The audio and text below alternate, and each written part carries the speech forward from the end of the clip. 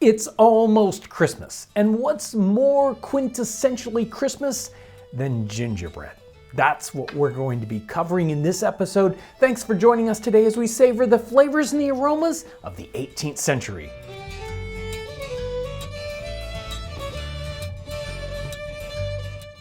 So gingerbread has this amazing rich history. It goes back centuries, certainly well into the Middle Ages. And in that time period, gingerbread wasn't just a simple treat that you would serve your family. It was a very, very expensive thing, sometimes thought of as something a bit more medicinal. The ingredients were very medicinal. In that time period, it was full of very, very expensive spices that came from overseas, as well as an expensive sweetening agent. Usually something like honey was used in those very early gingerbreads. In fact, they're really nothing like what we think of as gingerbread today. Here's a recipe from the 18th century that is a very 17th century style gingerbread, and it's almost gummy and gooey. You don't bake it at all. You just sort of cook it and let it harden. Made with breadcrumbs and very, very spicy. This one has lots of wine in it and it has brandy in it. It is an amazing recipe, but it's not something that really shows up too much by the time we get to the 18th century. Now, in the 18th century, gingerbread becomes more of a common thing. The molasses that gingerbread is made with is a very inexpensive sweetener. And ginger, by the time we get to the 18th century, becomes a very, very inexpensive spice. So it's gone from something that's really, really expensive to something that you could serve to anyone, any, economic level person. It would be sold on the street by street vendors, and people would go around selling it to children. So it's a really interesting evolution that gingerbread goes through. And in the 18th century, gingerbread's probably a little different than the kind of gingerbread we think of today. Most of the gingerbread recipes are a very hard cookie. By the time we get to the 19th century, well, those recipes change and gingerbread gets to be much softer, almost like a bread. So today we're going from Hannah Glass's cookbook. She is probably the most popular English cookbook author of our whole 18th century time period, and she's got several different gingerbread recipes. We're going to go with the one that is to make gingerbread cakes. So cake is just a little cookie-like item here. The recipe reads like this. Take 3 pounds of flour, 1 pound of sugar, 1 pound of butter rubbed in very fine, 2 ounces of ginger beat fine, a large nutmeg grated, then take a pound of treacle, 1/4 of a pint of cream, and make them warm together. And make up the bread stiff. Roll it out, make it up into thin cakes, cut them out with a teacup or a small glass, or roll them round like nuts, and bake them on tin plates in a slack oven. So we don't have a lot of ingredients here. Our spices are just ginger and nutmeg, what you would normally expect. Now, some of the real fancy recipes are going to include cinnamon and cloves and mace and whatever. This seems like the whole, spice cabinet gets tossed into some of these fancy ones, but this is a lot more typical. We start off with 3 pounds of flour. Let's get the sugar and the butter together.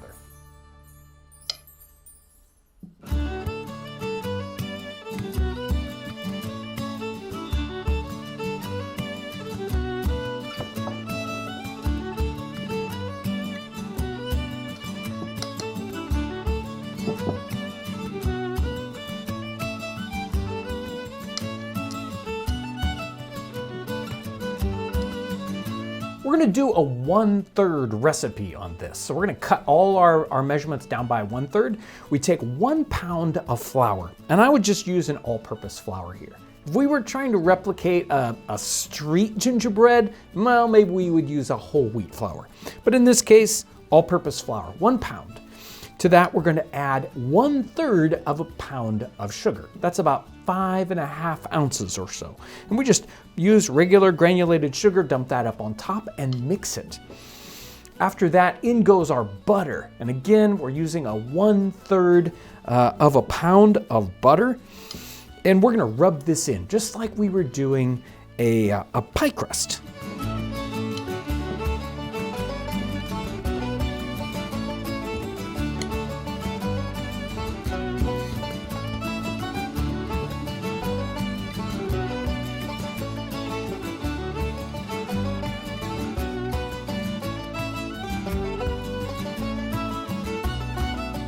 Once we've got this mostly mixed in, it's time for our spices. We've got our main spice, which is ginger. And the recipe calls for 2 ounces, so we're gonna use about 1/3 of that, so a little less than 1 ounce. That's a lot of ginger, let me tell you. But I like ginger. Sometimes it can, if you add too much, it can get a little bitter, so you might wanna try just a 1/2 ounce. And you can taste the batter when we're done, and maybe add a little bit more if you need a little bit more ginger. So we've got a little bit more than 1 ounce, or about 1 ounce of ginger here. And then, of course, we want nutmeg. And we're gonna use about 1/3 of a nutmeg. It's not a lot of nutmeg, but that'll add just that little bit. Give it the perfect 18th century flavor because nutmeg's in everything. Let's move on to the wet ingredients. We've got molasses and cream. And we're gonna take those, put them together, and warm them up. That'll make it mix so much easier. Now, the recipe calls for treacle. And treacle in the 18th century, as far as I can tell, is basically our standard molasses. So we're just using a typical molasses that you would get at the store. There's our molasses, and then our cream. Again, this is the 1/3 equivalent is 2 tablespoons of cream. Let's just put this over the fire for a little bit. Really, we're just warming these up to get them thin.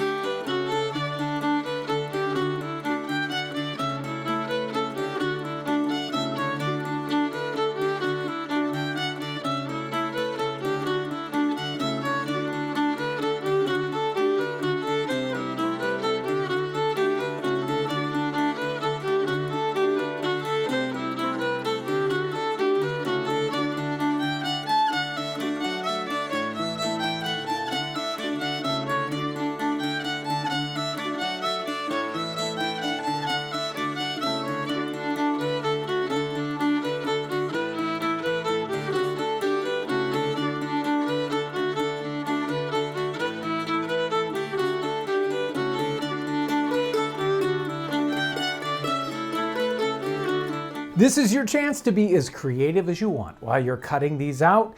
They made them in little squares, different sorts of geometric shapes. We're gonna make a few gingerbread men, and yes, they did do gingerbread men.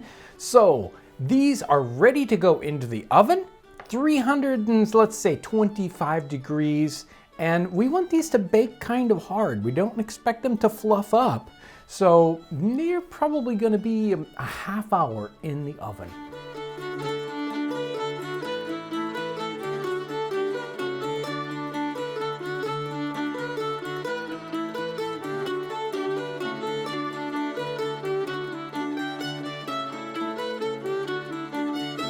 Our gingerbread is out of the oven and it smells so good.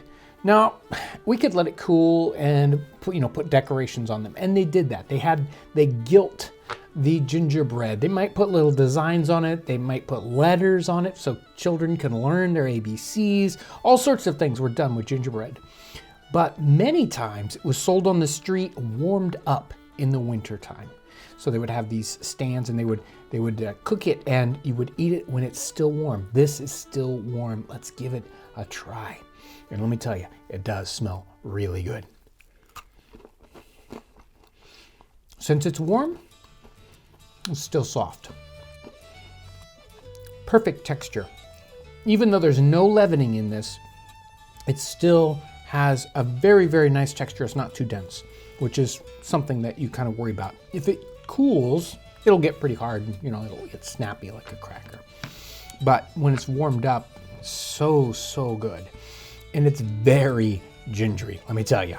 This ginger it really takes over the whole thing. There's a reason why you don't need to put in a lot of the other spices, because the ginger will come right up to the top. So super gingery. You know, some people might think it's a little too gingery. I think that's the point of gingerbread. Let's make it gingery. This one's really, really good. It's got about the right amount for me. And the right kind of sweetness, not too much. It's got sugar and molasses in it. That balances it out. If it's just molasses, you get too much molasses flavor. This one's balanced really well. I've tried a couple different recipes from the 18th century. This one is one of the best. And I'm really excited about how this particular one turned out.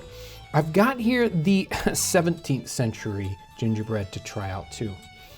It's not really like bread, like we would call it bread at all. It's a lot more like a candy. This is made with boiling, a red port wine, and then you add in all this sugar and make a syrup, and then you add in breadcrumbs, and then a little bit of brandy, and then boil that a little bit, and then add more breadcrumbs until it turns into this consistency. This is fairly fresh, so it's still pliable. In the 17th century, they would let this dry and get harder, but it's got a bit more of a candy flavor to it. Even though it's got about the same amount of ginger for the quantity, in this other form, it's really good. I mean, I've made it sometimes before with different recipes and it didn't turn out. This one, though, it's not anything like what we would consider gingerbread. It's very, very good. I mean, I love digging into these recipes that are different than what we're sort of used to today. And digging into the history of foods where we can really see the roots as they go back and how the recipe changes, how the food changes. I'm really excited about this particular one because it's so a little different than our standard gingerbread, but so good. Gingerbread is quintessentially Christmas, isn't it? Well, for the 18th century, what else is quintessentially Christmas? A Christmas goose. Check out this episode.